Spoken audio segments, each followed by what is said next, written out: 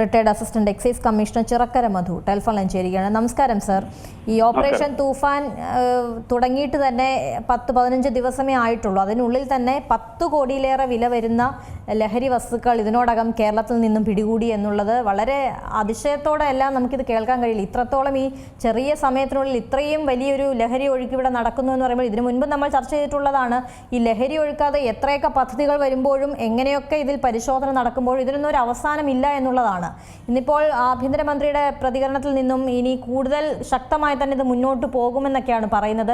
അതുമാത്രമല്ല ഈ സിനിമാ സെറ്റുകളിലും കൂടുതൽ തന്നെ കർശനമായി തന്നെ ഇതിൽ പരിശോധന നടക്കും, കാരവാൻ ഉൾപ്പെടെ പരിശോധന നടത്തുമെന്നൊക്കെയാണ്. ഇതൊക്കെ എത്രത്തോളം സാധ്യമാകും? നമുക്കറിയുന്ന പോലെ ഇതിനു മുൻപും ഇങ്ങനെയൊക്കെ പല വിധത്തിൽ ഈ സെറ്റുകളിലെല്ലാം പരിശോധനകൾ നടത്തിയതാണ്. പക്ഷേ അപ്പോഴും ഈ ലഹരി കടത്ത് അല്ലെങ്കിൽ ലഹരി ഉപയോഗമൊക്കെ ഇപ്പോഴും തുടരുന്നുണ്ട് എന്നുള്ളത് ഒരു വസ്തുതയല്ലേ? അതെ അതെ, പറഞ്ഞത് വളരെ ശരിയാണ്. പക്ഷെ ഇതിൽ നിന്ന് ഇപ്പൊ നടക്കുന്നതിൽ ഒരു വ്യത്യാസം എന്ന് പറയുന്നത്, നമ്മുടെ ബഹുമാനപ്പെട്ട ആഭ്യന്തരമന്ത്രി പത്രസമ്മേളനം നടത്തിയത് പോലീസിന്റെ ആസ്ഥാനത്താണ്. പോലീസിന്റെ ആസ്ഥാനത്ത് ഒരു ആഭ്യന്തര വകുപ്പ് മന്ത്രി ഇത്തരത്തിലുള്ള പത്രസമ്മേളനം നടത്തുക എന്ന് പറഞ്ഞാൽ അതിൽ നിന്ന് നമ്മൾ മനസ്സിലാക്കേണ്ട വേറൊരു കാര്യമുണ്ട്. അതായത് ഒരു രാഷ്ട്രീയ നേതൃത്വം പോലീസിനുമേൽ ആധിപത്യം ഉറപ്പിക്കുന്നു. ആ ആധിപത്യം ഉണ്ടെന്ന തോന്നൽ തന്നെ പോലീസിലെ ഉയർന്ന ഉദ്യോഗസ്ഥർക്കും താഴോട്ടുള്ള ഉദ്യോഗസ്ഥർക്കും ഒരു വാണിംഗ് ആണ്. മുമ്പ് കഴിഞ്ഞ 10 വർഷങ്ങളിൽ നമ്മൾ കാണാത്തൊരു കാര്യമാണ്. ഞാനിതിൽ രാഷ്ട്രീയം കലർത്തി പറയുകയല്ല.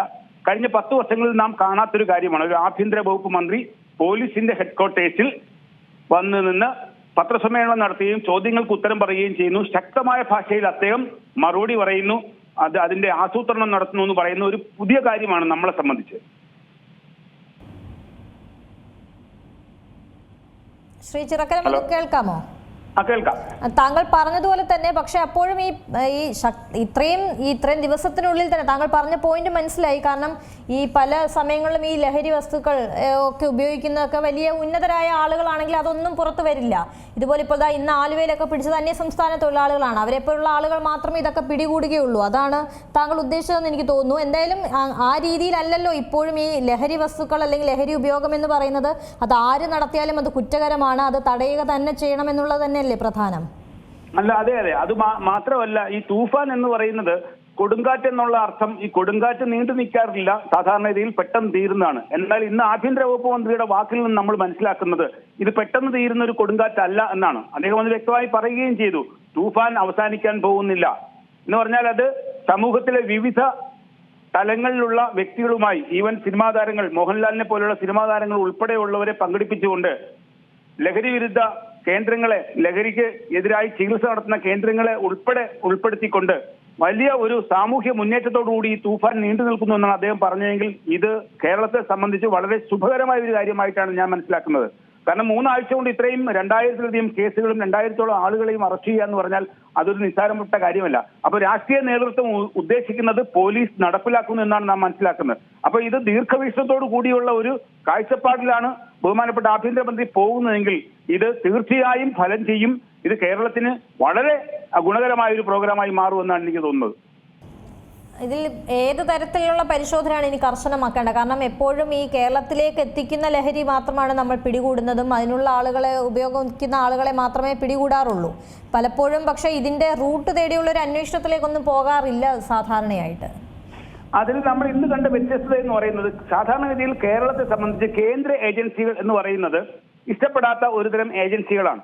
എന്നാൽ ഇന്ന് ബഹുമാനപ്പെട്ട ആഭ്യന്തരമന്ത്രി നടത്തിയ ആ മീറ്റിംഗിൽ, യോഗത്തിൽ കേന്ദ്ര ഏജൻസികളായിട്ടുള്ള പ്രധാനപ്പെട്ട നർക്കോട്ടിക്സിനെതിരെ നിൽക്കുന്ന എല്ലാ ഏജൻസികളെയും പങ്കെടുപ്പിച്ചുകൊണ്ട് അദ്ദേഹം മീറ്റിംഗ് നടത്തിയിരിക്കുന്നത്.